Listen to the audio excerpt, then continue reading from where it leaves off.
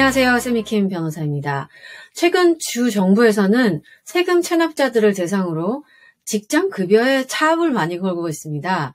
차압은 wage garnishment 혹은 income levy로 불리고 있죠. 회사에서 받는 급여가 거의 유일한 수입원인 직원들의 이 월급을 건드린다는 것은 그들의 생활에 아주 불편함을 야기시켜서 이들의 세금 납세를 촉진시키고자 하는 주정부 측의 강압적인 징수 활동이라고 볼 수 있습니다. 특히 리모델링이나 건축업을 하는 subcontractor or subcontractor들께도 만약에 이 급여 차압이 아니라 커스터머 차압이 되겠죠. 대금 차압이 걸리면 일을 맡겼던 고용주들이 공사대금을 공사업자에게 subcontractor에게 지급하지 않고 이를 바로 주 세무청으로 보내게 됩니다. 이러한 강압적인 수준의 징수 활동이 있게 되자면 세금 보고 후에 세금 라이애빌리티가 생기고 이 책정된 세금을 아주 상당 기간 동안 해결하지 않았다는 것을 유추해 볼 수 있습니다. 주세무청의 고지서와 및 경고 편지를 납세자가 이사를 했다, 여러 가지 이유로 받지 못했다거나 아니면 고의로 무시했다고 생각해 볼 수 있죠. 그래서 그간 정부에서는 대부분의 경우에 은행 계좌 차압부터 시도했을 가능성이 아주 큽니다. 별다른 반응이 없거나 컬렉션이 이루어지지 않을 경우에 급여 및 대금 차압으로까지 추징 활동을 심화시키게 됩니다. 은행에서 몇천 불 꺼내간 것도 어떻게 눈 질끔 감고 견뎠는데 이 공사대금, 목돈이죠, 주로 공사대금을 차압당하면 그 불편함은 이루 말할 수가 없습니다.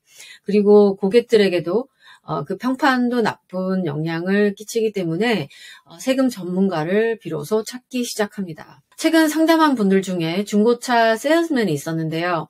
HR 부서에서 불러서 갔더니 주세무청 급여 차압 통지서를 받았고 다음 주에 지급될 급여의 전액 100%가 차압될 것이고 이는 주 정부로 보내질 것이라고 알려주었다고 합니다. 마음이 급해졌겠죠. 그래서 이때 알아둘 것은 급여 차압은 one-time levy인 은행 계좌 차압과는 달리 주 정부에서 고용주에게 별다른 해제 통지서를 보내기 전까지는 매 페이롤 기간마다 계속 적용된다는 점입니다. 굉장히 불편하게 되겠죠. 특히 고용주가 스몰 비즈니스인 경우는 고용주도 별로 좋아하지 않습니다. 왜냐하면 행정사무도 번거로워지고 자기 일을 위해서 일한 직원에게 급여를 주지 못하고 따로 주정부로 보내야 되기 때문에 굉장히 서로 간에 껄끄러운 상황이 벌어지게 되죠. 하지만 고용주도 법적인 의무가 있고 이를 어길 경우에 벌금이 부과되게 되므로 대부분의 회사에서 차압 명령을 따르게 됩니다. 또한 이 급여 차압 자체만으로 그 해당 직원을 해고시킬 수 있는 사유는 되지 않습니다. 그것만으로 해고시킬 수는 없죠.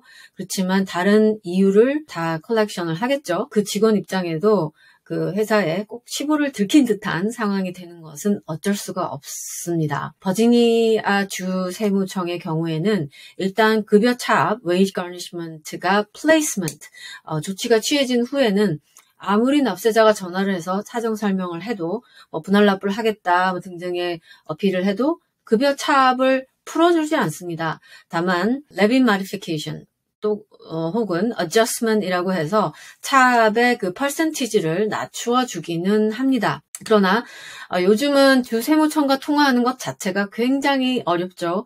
한시가 급한 납세자로서는 답답한 일이 아닐 수가 없습니다. 설사 통화가 연결되더라도 이 경제적인 economic hardship 을 재정 상태를 양식을 통해서 어필을 해야 되고 이 급여 차압 퍼센티지를 낮추기 위해서는 여러 가지 질문에 대한 답변을 할 준비가 되어 있어야 됩니다. 또 여기서 특히 부양자 수가 있다면, 디펜던트가 있다면 법적으로 면제될 수 있는 금액도 적극적으로 활용해야 될 것입니다. 오늘은 밀린 세금에 대한 주정부의 강압적인 징수활동, 즉 급여 차압에 대해서 알아보았습니다.